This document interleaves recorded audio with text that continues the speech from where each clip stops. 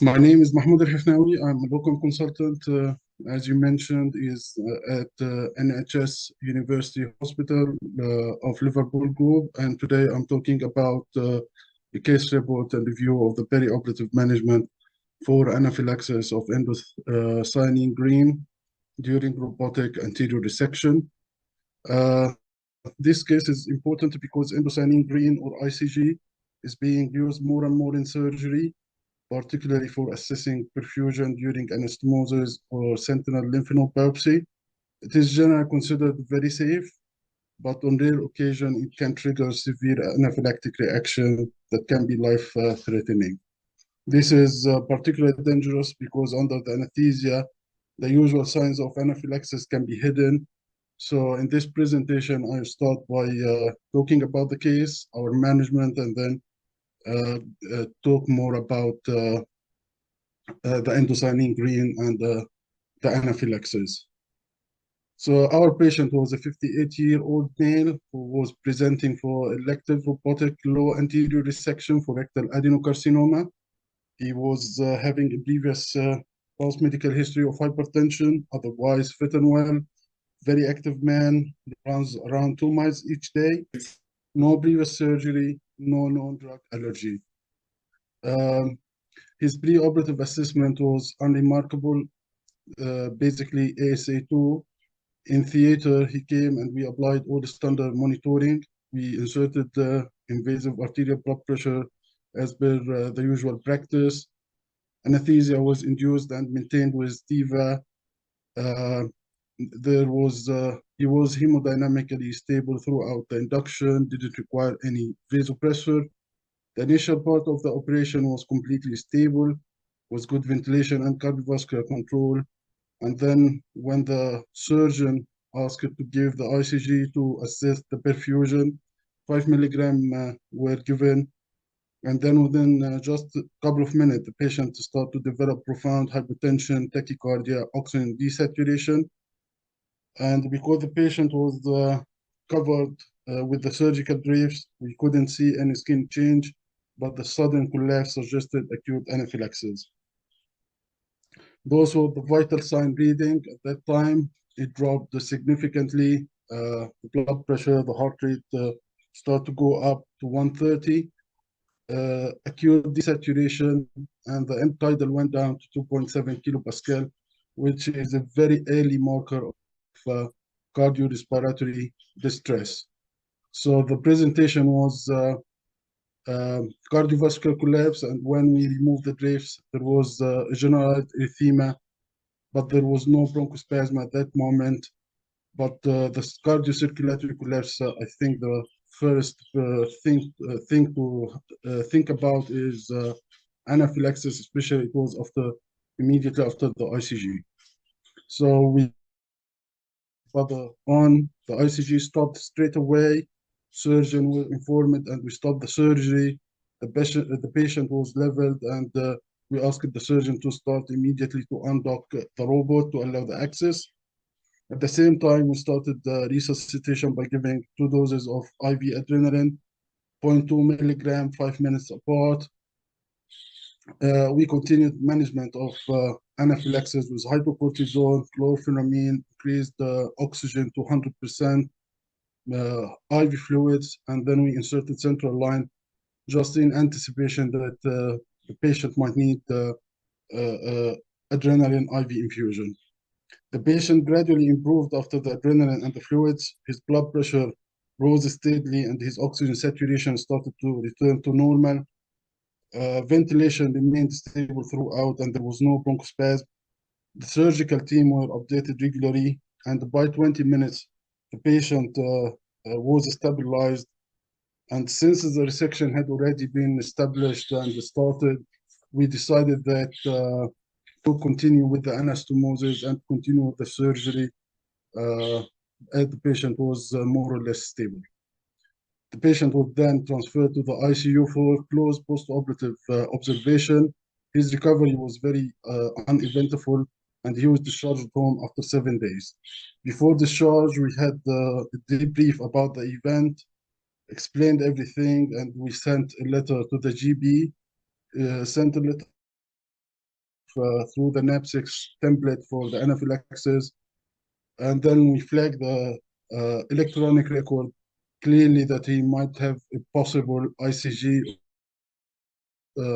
anesthetic drug until confirmation from the allergy specialist. By that time, after a couple of weeks, we get back the serum mast cell tryptase level, which was 54, significantly high. The normal is 13.5, and our tryptase level went back to normal, very indicative of anaphylactic reaction. We refer the patient to an allergy specialist, and they confirmed that the patient have a positive reaction to ICG. So we'll just talk about ICG. ICG is a water-soluble dye which binds to plasma protein, especially the albumin, and when it is exposed to near infrared light, they start to have some fluorescent properties, and that is why it is used in surgery, because when using near infrared camera, they can see this fluorescent property. It is a very short acting, half-life is around 3 to 5 minutes, and then it is cleared by the liver and mostly exclusively metabolized by the liver. So how does it work? There is several important surgical uses. When injected into the bloodstream, it circulates with the blood. Areas with good blood perfusion will light up brightly, while those with poor perfusion remains dark. This is very important to check whether the anastomosis will be later on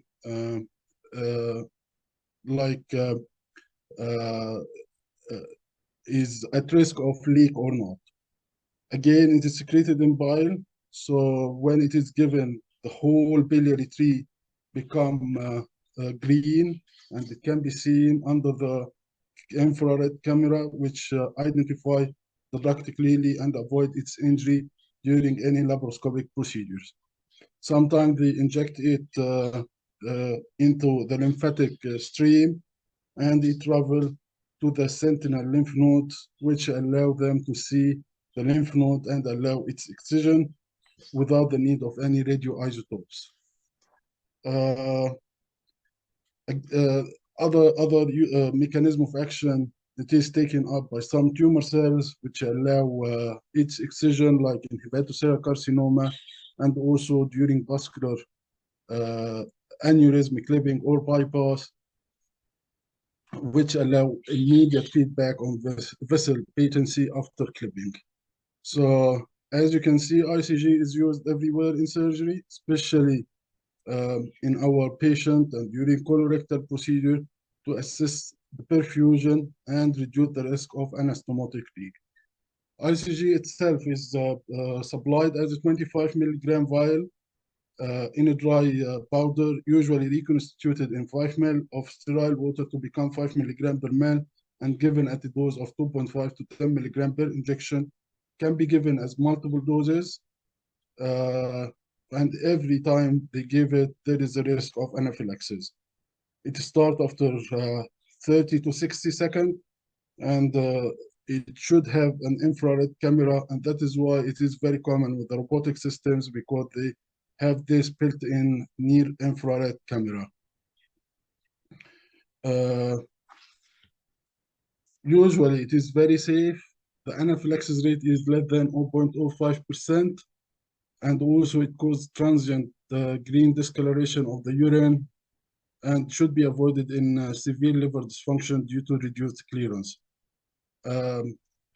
Unclear whether it is safe in patient with sodium iodide allergy or patient with iodine allergy, as it contains sodium iodide or not, but it is better to avoid it until further studies are available. So how does it cause anaphylaxis? It is the same method, IgE mediated, which go and cause mast cell activation and degranulation, producing inflammatory mediators like histamine, tryptase, leukotrienes, which cause the systemic effect, vasodilatation, bronchospasm, and erythema. However, the non-IgE mediated pathway is also suggested, like it causes immediate without IgE, like immediate activation of the mast cell and histamine release.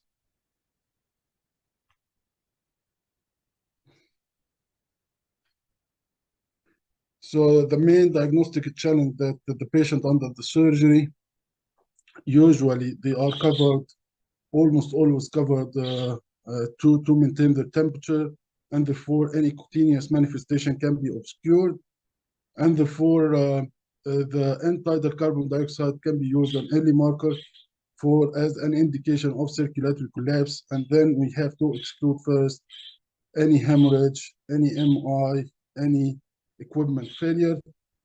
The robotic surgery add more challenge to it because the patient access is severely restricted when the robot is docked inside, which require immediate undocking for resuscitation. And again, the surgeon is very isolated and working from outside the surgical field in a separate console, and therefore we should communicate very clearly with them for any complication during the surgery. So the key learning points, we should take a detailed history, including any previous dye exposure, any allergies. We should be aware that there is a risk of anaphylaxis with ICG because its use is very expanding. It is nearly in every surgical subspecialty. Monitor closely for the first 2 to 3 minutes after ICG injection.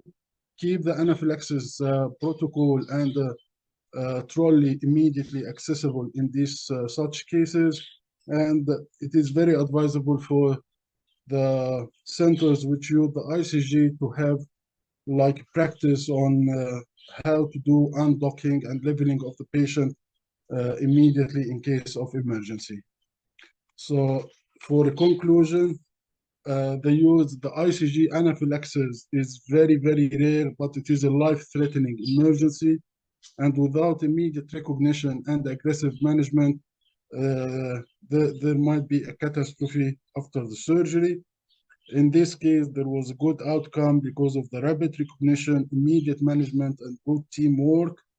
The patient survived because of early diagnosis, prompt resuscitation, and the follow-up. This ensures that he is immediately safe and protected from being exposed to ICG again in the future. Thank you, everyone, for listening. And